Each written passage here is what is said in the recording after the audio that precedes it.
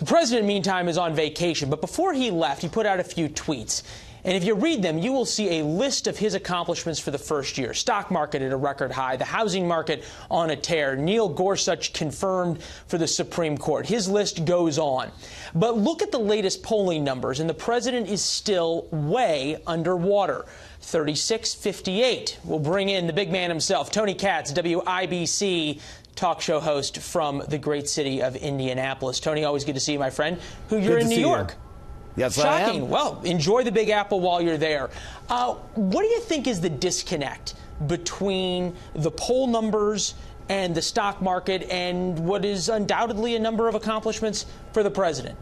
Yeah, there's no disconnect. There's no disconnect. There's only media talking points. If you ask the American people outside of polling, they will see results. They know that there are results. If you take a constant drumbeat from media outlets talking about what a horrible, evil, terrible, despicable man President Trump is, well, that's all you're going to be left with. So in the realities, when you ask people on a one-on-one, there is no disconnect. In that groupthink and in those polls, well, sure, there was a disconnect.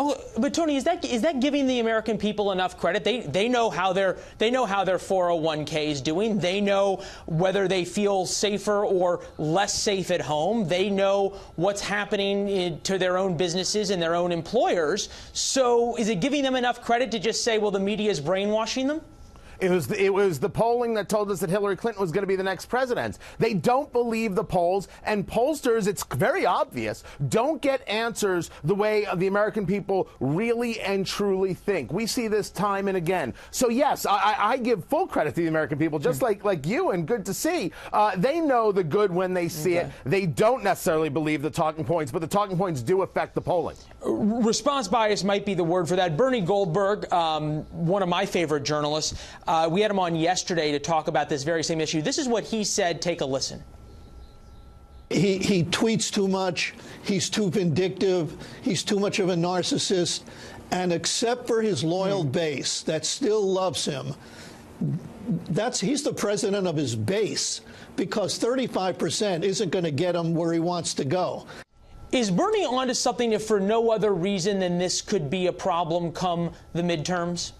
Well, there's a problem with the tweets and in terms of getting into fights that don't help him in the idea of the cumulative effect. It's like an MMA fighter. If you were to kick an MMA fighter in the leg, the one leg kick doesn't do it. The second leg kick doesn't do it. The cumulative effect of leg kicks do eventually take a fighter down. And for President Trump, they're self-inflicted. But I would say to Bernie Goldberg and to anybody else, yes, the people may think that he's vindictive, but they're also very happy to see a tax cut. Yes, they may think he gets into too many fights, but Jerusalem is the capital of Israel. So they may think about this as the man who they want to, I don't know, they think of him as the boyfriend or whatever. Well, I'm not looking for a boyfriend, and most people aren't. It goes back to James Carville's famous line about it's the economy, stupid, when he talked about Bill Clinton getting elected and what they were going to focus on.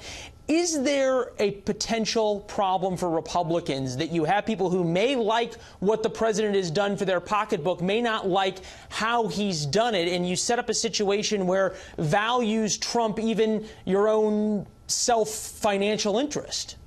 You show me the place where things trump your own financial self-interest, and I will invest in that place for my own financial self-interest.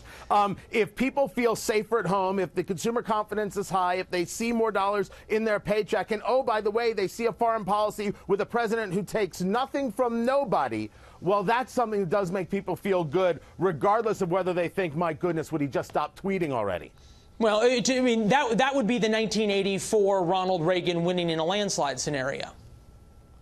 Well, first you got to ask yourself whether or not he's running for re-election, and I think we're way too far on that. Come on. Oh, you're Donald Trump. One term's all you need. I'm out. Why should I bother? I'd rather be in my penthouse in New York. It's a great place. Have you seen it? It's beautiful with the gold and everything else. Well, you're in New York. I mean, he's in Florida, but you didn't get an invitation to go over for coffee or something? Oh, listen. Our friendship between the president and I, it's a very special thing, very private. You know, I don't want to say too much, but I will say this. In the end, people are interested in results. And I think the Washington Times did a great job. 81 actual results. There are actual results. What people are talking about, what Bernie Goldberg's talking about, is about how you feel about him. Well, it's deeds versus words. Where are you? Are you worried about the things that he's saying, or are you worried about results? Me, most of America, we want results, and we're actually getting them in the judiciary with people like Amy Coney Barrett and Don Willett. We're getting them in the financial sector. We got them in regards to Jerusalem and foreign policy. You make a good point, especially on the polling and response bias. If you change some of the questions to what you ask on your radio show of, are you happy with what the president has done versus do you approve of the way he's doing his job, you might get a new and different thought, something we'll discuss, I'm sure, as we get together in the future days and weeks. Good to see you, Tony. Absolutely. All Take the best. care. Merry Christmas. Merry Christmas. Enjoy New York.